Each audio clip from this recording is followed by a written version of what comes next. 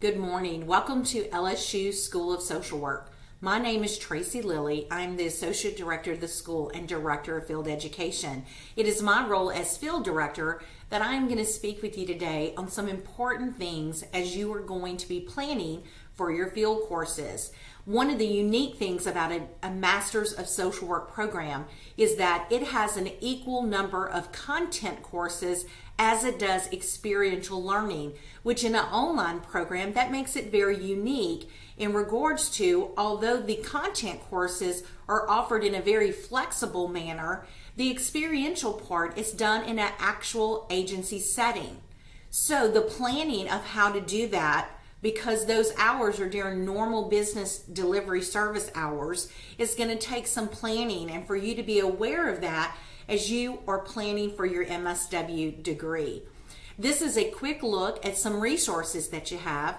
This is the staff for the field office. We have 3 field placement coordinators that can assist you and help you along the way in planning. Myself and our assistant director will also be a resource and be involved in your placements. In regards to the program, if you are coming through the entire program, which means you do not have an undergraduate in a BSW program and you're not eligible for advanced standing, you complete our entire program. You complete the Foundation Generalist Year content as well as the Advanced Specialist Year content. And so you will have 2 field experiences and agencies in your community. The Foundation Generalist Year are 2 field courses that are done consecutively for 480 hours. You will then again, in the Advanced Year, complete another internship at an agency for 480 hours. If you come in Advanced Standing, you will only complete 1 internship, and that's the Advanced Year.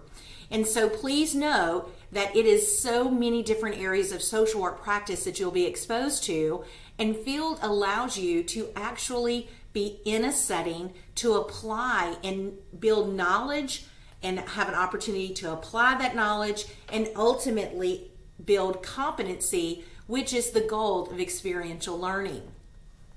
Thinking about timing of that, you are eligible to start your foundation year internship once you are enrolled or have completed 7005, which is practice 1.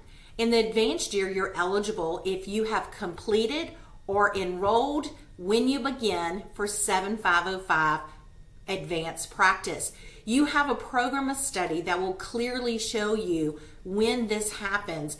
We're going to talk a little bit about format, and you will have chosen that already when you see your program of study. You're really going to want to pay attention to that program of study. It has such incredible information of reminders and due dates and important times for you. If you do anything outside of that program of study, you need to make sure to be in communication with student services so they can help adapt that plan, because that's going to influence you in regards to field. We place 2 times per year to start your internship.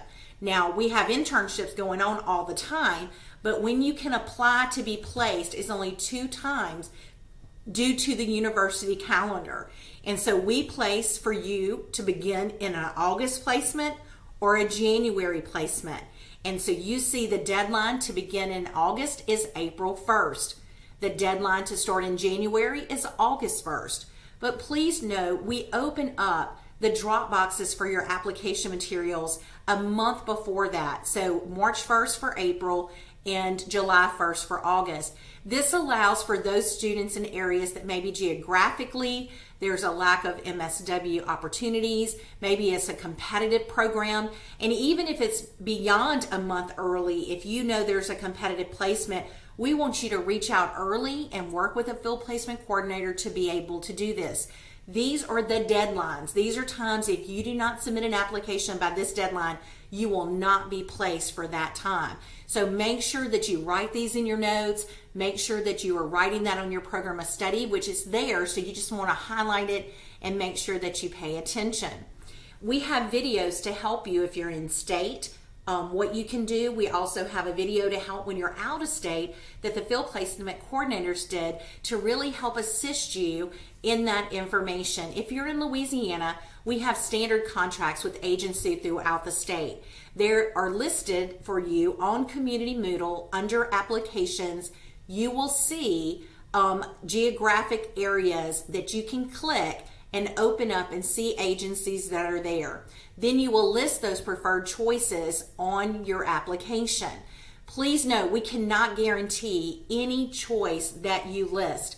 It depends on the agency, their availability, if they have students, if they're taking students at this point, if they prefer advanced or foundation, if they the format that they recommend. And so we cannot guarantee, but we try to work within your interest area.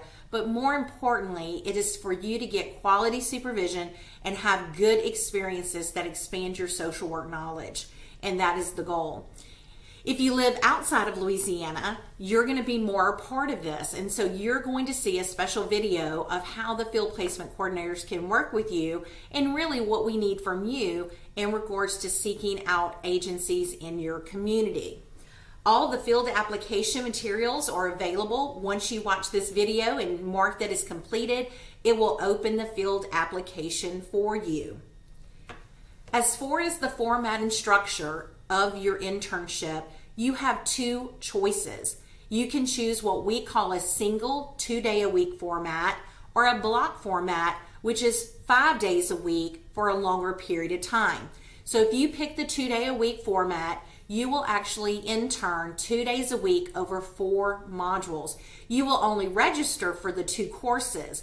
What it is that you will start, for example, if you apply to want to start in August, you would intern 2 days a week starting in August, and you would intern through the end of that April into that first week of May, probably due to the module schedule. You will register though only twice because you'll do 120 hours the first module, you'll get an incomplete, then once you complete the required 240 for that field course, you'll receive a grade. You'll go right into the hours for that second half of your internship.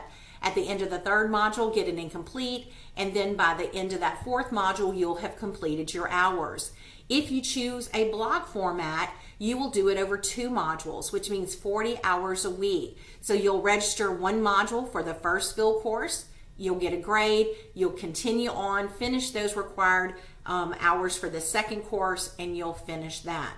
You will be at 2 different agencies unless it's under a unique circumstance and you request to stay at an agency and outline what you'll do differently and the experience that you get. There is a form underneath applications that give you more information about that.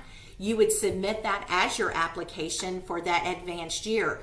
Even if you stay at the same agency, you still have to submit an application. We need to know what you're requesting and when. If you're in an agency and have worked at least a year in an agency and they have the opportunity to let you go to a different area of their service delivery system, 2 days a week or 4 days, the 5-day-a-week format, then you could be considered for a work site. The policy and a video explaining that is under the section of applications too.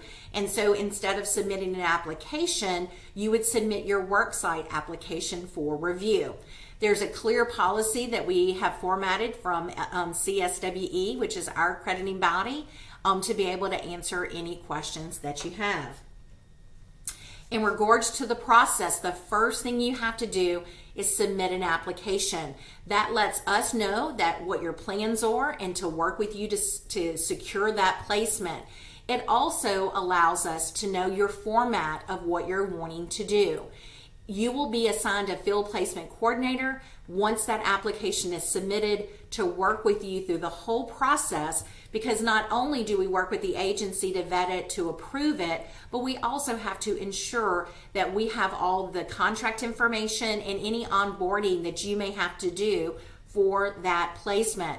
Many of you will have to do background checks, blood work tests, TB tests, and so we will work through that with you. You just need to be planning ahead that may be something that you are going to financially have to do also. As far as hours, they're during normal business delivery hours.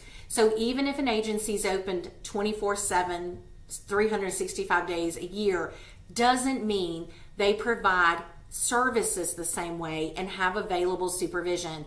It is extremely unusual for an agency to function in the evening and on weekends at the level of delivery of services and supervision that you need. So as you're planning, you need to plan to know that through the program, if you do 2 internships, a foundation and advance, you will be in an agency during normal hours. So if you work full time, that is something you need to include in your planning that you would have to do. And so these are all CSWE guidelines. All MSW programs have this. And so due to the experiential learning, it is going to take planning on your part to know if this program is going to work with all your life demands. So we encourage you to plan ahead.